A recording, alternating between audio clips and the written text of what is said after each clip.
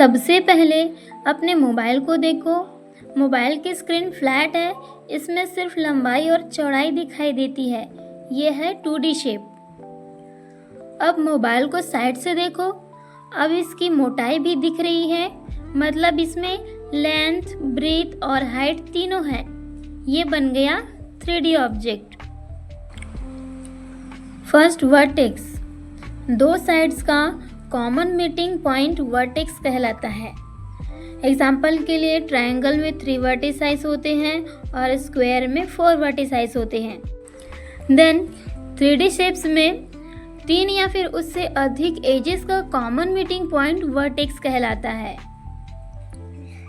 Example के लिए cube के 8 वर्टिसाइज होते हैं और क्यूबाइड के भी 8 वर्टिसाइज होते हैं।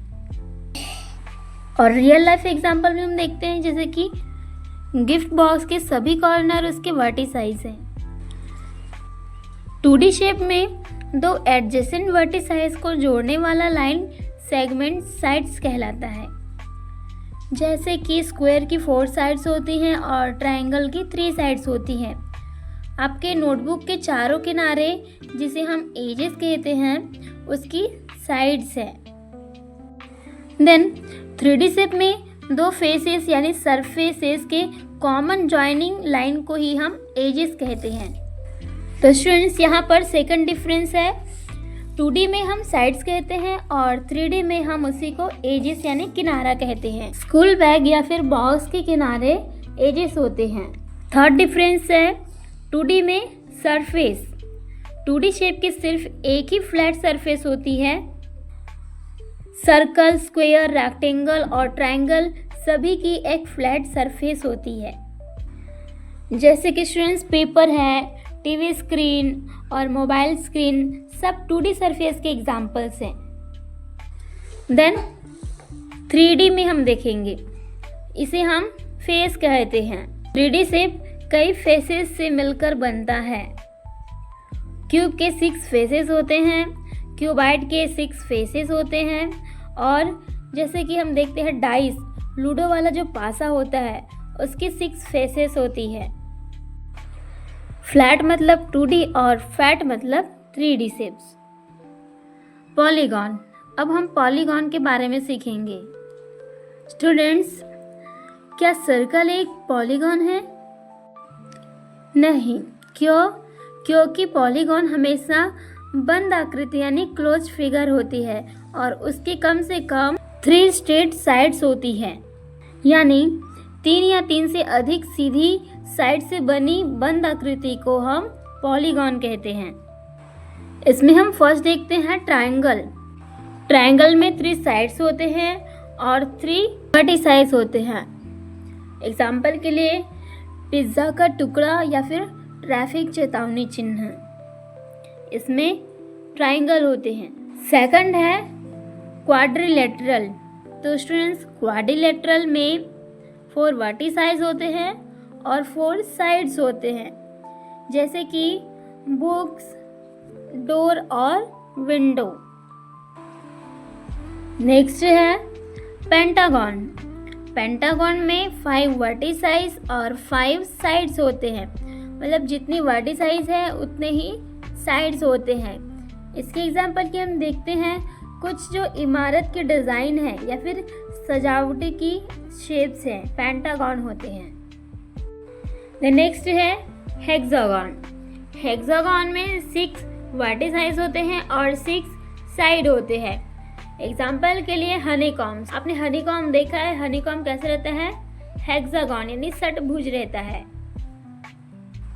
देन हेप्टागन यानी सप्तभुज, जिसमें 7 भुजाएं और 7 शीर्ष यानी 7 वर्टिसाइज और 7 साइड्स होती है। ऑक्टागन, जिसे हम अष्टभुज भी कहते हैं, इसमें 8 वर्टिसाइज और 8 साइड्स होते हैं। ये ट्रैफिक का स्टॉप साइन। तो स्टूडेंट्स, आप इसे ऐसे याद कर सकते हैं, जितनी साइड्स होती हैं उतने ही वर्टिसाइज होते हैं और जिस बंद आकृति की 3 या फिर उससे अधिक सीधी साइड्स होती है उसे हम पॉलीगॉन कहते हैं। प्रिज्म। अगर मैं आपसे कहूँ कि सिर्फ एक ट्रायंगल से हम एक 3D शेप बना सकते हैं तो क्या आप मानेंगे? आज हम एक ऐसा मैजिक देखने वाले हैं जिसमें एक साधारण ट्रायंगल बदल जाएगा एक ट्रायंगुलर प्रिज्म में। तो चलिए देखते हैं। यहाँ पर एक ट्रायंगल है और अगर मैं इसी तरह के 10 से 15 ट्रायंगल काट कर एक दूसरे के ऊपर रख दूँ तो क्या होगा, एक नई 3D शेप बन जाएगी जिसे हम ट्रायंगुलर प्रिज्म कहते हैं। यानी जब किसी 2D शेप को मोटाई यानी थिकनेस मिलती है तो वह 3D शेप बन जाती है। ट्रायंगुलर प्रिज्म एक 3D शेप है जिसके दोनों सिरों पर ट्रायंगल होता है और बीच में एक रेक्टेंगल वाली सरफेस होती है, जैसे कि टॉबेरोन चॉकलेट, टेंट और ट्रायंगल वाला पेंसिल बॉक्स। अगर आपने टॉबेरोन चॉकलेट देखी है तो वही ट्रायंगुलर प्रिज्म का सबसे अच्छा एग्जाम्पल है। देन अब हम इसके वर्टिसाइज यानी शीर्ष देखते हैं। जहाँ पर 3 या फिर उससे अधिक एजेस मिलती है उसे वर्टेक्स कहते हैं और ट्रायंगुलर प्रिज्म में 6 वर्टिसाइज होते हैं। यहाँ पर ऊपर 3 कोने प्लस नीचे 3 कोने इज इक्वल टू 6 वर्टिसाइज है। ट्रायंगुलर फेसेस, इस शेप के दोनों सिरों पर ट्रायंगल बने होते हैं, इसलिए इसमें 2 ट्रायंगुलर फेसेस होते हैं।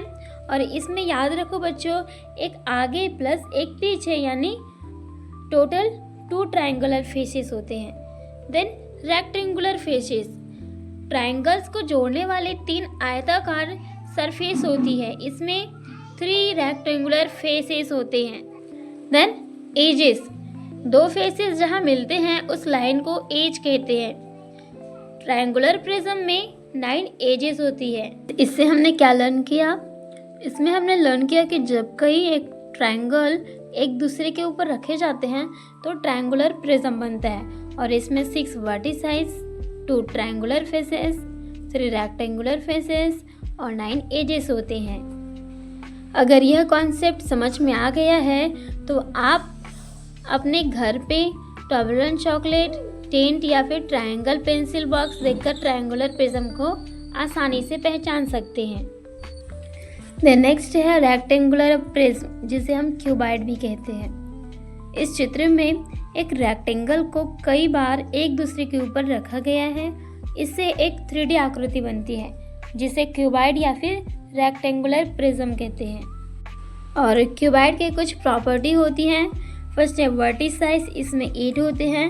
रेक्टेंगुलर फेसेस यानी आयताकार सतहें 6 होती हैं और एजेस यानी किनारे 12 होते हैं। बुक और शू बॉक्स रेक्टेंगुलर प्रिज्म के एग्जाम्पल हैं।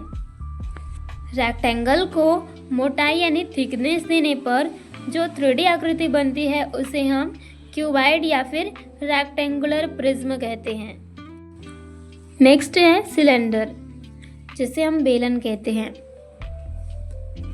अगर हम कई एक जैसे सर्कल बनाकर उन्हें एक दूसरे के ऊपर रखें तो एक नई 3D आकृति बनती है।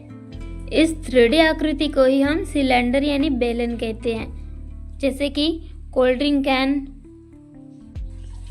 सिलेंडर में 2 सर्कुलर फेसेस होती हैं।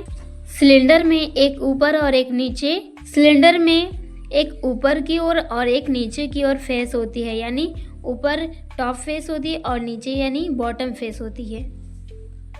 सिलेंडर में 1 कर्व फेस यानी वक्र सतह होती है। बीच का गोल वाला मुड़ा हुआ भाग कर्व फेस कहलाता है। सिलेंडर में 2 सर्कुलर एजेस यानी वृत्ताकार किनारे होते हैं, एक ऊपर और एक नीचे। जब एक जैसे कई सर्कल्स एक के ऊपर एक यानी एक दूसरे के ऊपर रखे जाते हैं तो सिलेंडर बनता है। इसमें 2 सर्कुलर फेसेस, 1 कर्व फेस और 2 सर्कुलर एजेस होते हैं। पिरामिड, इस चित्र में पिरामिड और टेंट दिखाए गए हैं। दोनों का ऊपरी भाग नुकीले बिंदु पर मिलता है, इसलिए इन्हें पिरामिड कहते हैं। ट्रायंगुलर पिरामिड क्या है? जिस 3D आकृति का बेस ट्रायंगल होता है और जिसके सभी त्रिकोणीय सतहें ऊपर एक ही बिंदु पर मिलती है उसे हम ट्रायंगुलर पिरामिड कहते हैं। इसकी कुछ प्रॉपर्टीज होती हैं। फर्स्ट है वर्टिसाइज, इसमें 4 होते हैं। ट्रायंगुलर फेसेस 4 होते हैं और एजेस 6 होते हैं। जैसे कि टेंट, ट्रायंगुलर बेस वाली 3D आकृति जिसकी सभी ट्रायंगुलर सरफेस ऊपर एक ही बिंदु पर मिलती है उसे ट्रायंगुलर पिरामिड कहते हैं। इसमें 4 वर्टिसाइज, 4 ट्रायंगुलर फेसेस और 6 एजेस होते हैं। देन स्क्वायर पिरामिड यानी वर्गाकार पिरामिड, जिस 3D आकृति का आधार एक स्क्वायर होता है, यानी जो बेस है वो स्क्वायर होता है और जिसके चारों त्रिकोणीय सतह यानी चारों ओर की ट्रायंगुलर सरफेस ऊपर एक ही बिंदु पर मिलती है, उसे हम स्क्वायर पिरामिड कहते हैं। स्क्वायर पिरामिड की कुछ प्रॉपर्टीज होती है स्टूडेंट्स। इसमें 5 वर्टिसाइज होते हैं, ट्रायंगुलर फेसेस 4 होते हैं, स्क्वायर फेसेस 1 होते हैं और एजेस 8 होते हैं। यानी जिस 3D आकृति का आधार यानी जो बेस है स्क्वायर होता है और जिसके चारों ओर ट्रायंगुलर फेसेस ऊपर एक ही बिंदु पर मिलती है, उसे हम स्क्वायर पिरामिड कहते हैं। इसमें टोटल 5 वर्टिसाइज, 4 ट्रायंगुलर फेस और 1 स्क्वायर फेस और 8 एजेस होते हैं। नेक्स्ट है कोन। क्या आपने कभी आइसक्रीम कोन देखा है या फिर बर्थडे कैप देखी है? इन सभी का आकार एक जैसा होता है और इसी शेप को कोन कहते हैं। कोन क्या होता है? इस शेप का नीचे वाला भाग सर्कल होता है और ऊपर वाला एक नुकीला बिंदु होता है। इसी 3D शेप को हम कोन कहते हैं। देन कोन के भाग यानी एलिमेंट्स, फर्स्ट वर्टेक्स, ऊपर का नुकीला बिंदु वर्टेक्स कहलाता है और कोन में केवल 1 वर्टेक्स होता है। देन सेकंड सर्कुलर फेस यानी वृत्ताकार सतह, जो गोल गोल वाली सतह है वो कितने होते हैं? नीचे का गोल वाला भाग सर्कुलर फेस कहलाता है। कोन में 1 सर्कुलर फेस होता है। देन थर्ड कर्ड फेस यानी वक्र सतह, कोन का गोल और मुड़ा हुआ बाहरी भाग कर्ड फेस कहलाता है और कोन में 1 कर्ड फेस होता है। देन फोर्थ सर्कुलर एज यानी वृत्ताकार किनारा, जहाँ सर्कुलर फेस और कर्ड फेस मिलते हैं वहाँ सर्कुलर एज बनती है और कोन में 1 सर्कुलर एज होती है। अपनी पानी की बोतल का ढक्कन या फिर पार्टी कैप देखो, बताओ इसका वर्टेक्स कहाँ है, सर्कुलर फेस कहाँ है? कोन एक 3D शेप है जिसमें 1 vertex, 1 circular face, 1 curved face और 1 सर्कुलर एज होती है। नेक्स्ट है स्फेयर यानी गोला। बताओ फुटबॉल, लड्डू और ऑरेंज में क्या समानता है? ये तीनों गोल गोल हैं और इसी गोल 3D शेप को स्फेयर यानी गोला कहते हैं। जिस 3D आकृति का आकार बिल्कुल गेंद जैसा होता है उसे स्फेयर यानी गोला कहते हैं। इसे हम हर दिशा में आसानी से घुमा सकते हैं।